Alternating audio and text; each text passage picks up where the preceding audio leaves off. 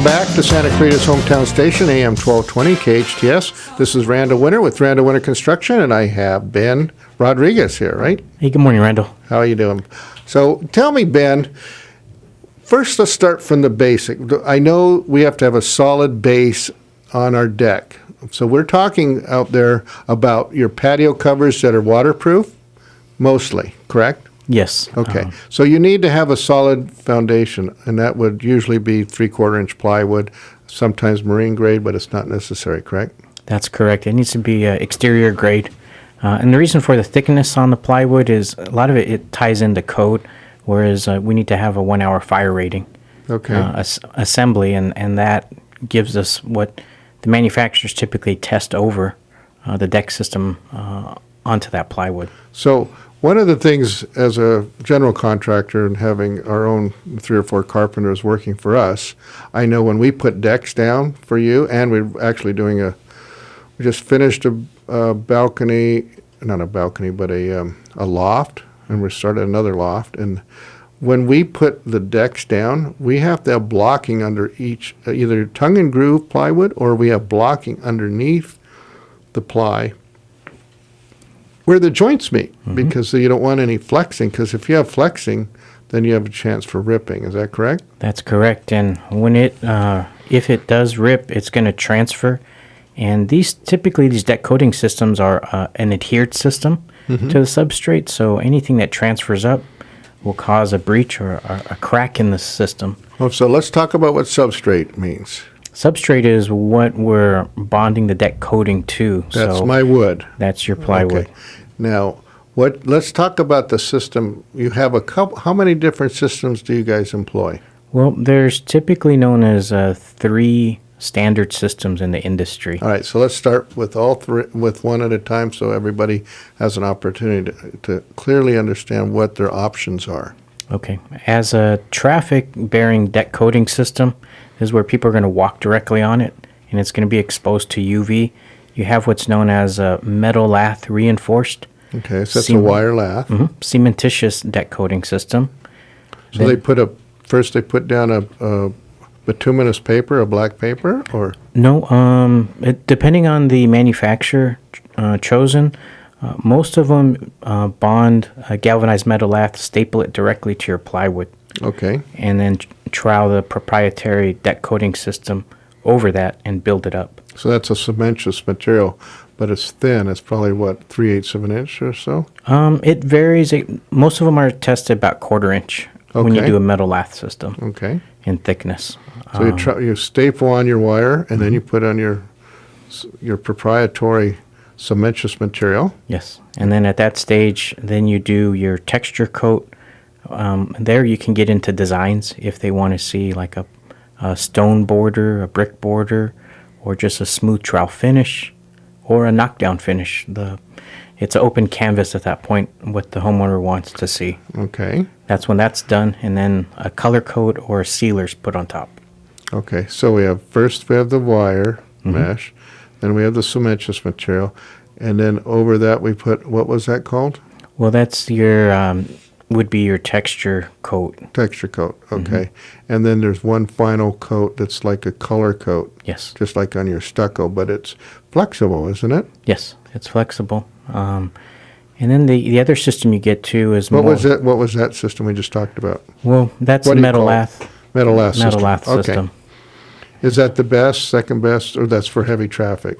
Well, it's definitely one of the high end because of the thickness employed, and it achieves a 1 hour rating. Gotcha. Okay. Whereas polyurethanes, the other types that are out They there, don't make it.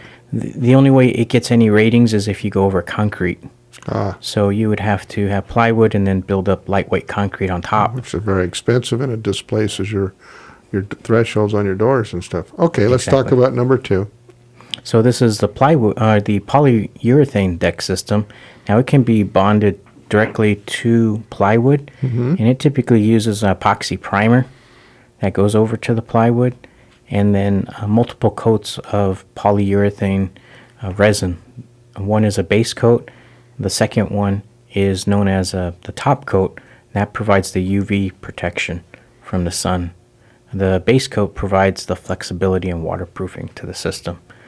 Unfortunately, those are only in standard colors, and you have a sand finish where it's broadcast into and back rolled, so you're not given a lot of creative options. It's more of an industrial look. And what was that one called again? That's a polyurethane. deck Polyurethane. Okay.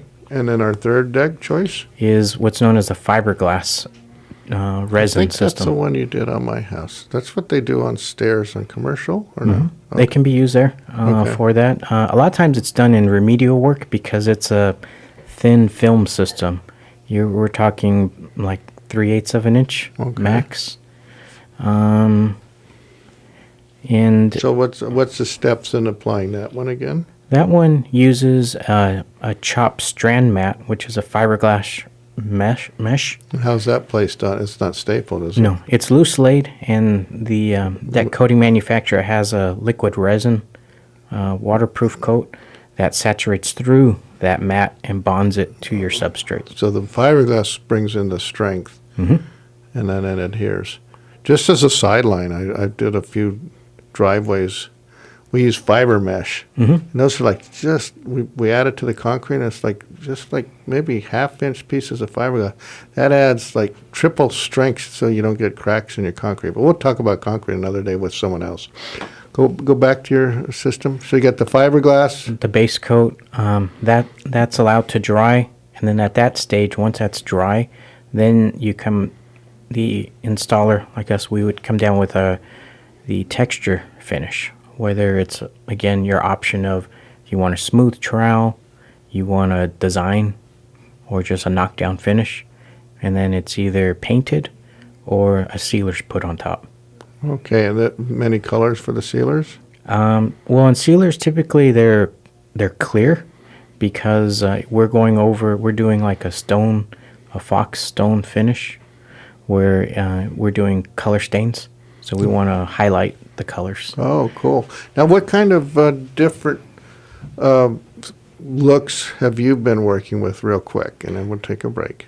Most have been trowel finish and a knockdown finish have been Okay, most those common. are the least expensive. Yeah. But I know Jake brought over some samples of like brick finish and stone. So it actually looks like a simulated stone, but it's obviously a lot flatter.